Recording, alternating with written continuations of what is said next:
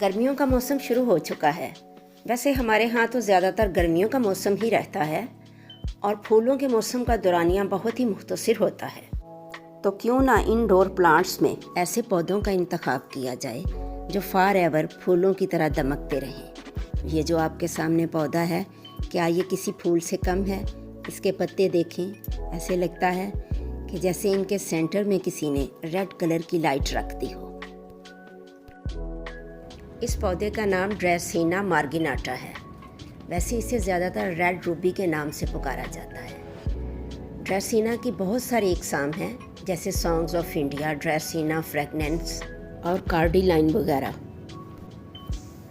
इनकी तमाम इकसाम अपने खूबसूरत पत्तों और इनके कलर्स की वजह से बहुत पसंद की जाती हैं और इनको ज़्यादा हिफाजत की ज़रूरत भी नहीं होती।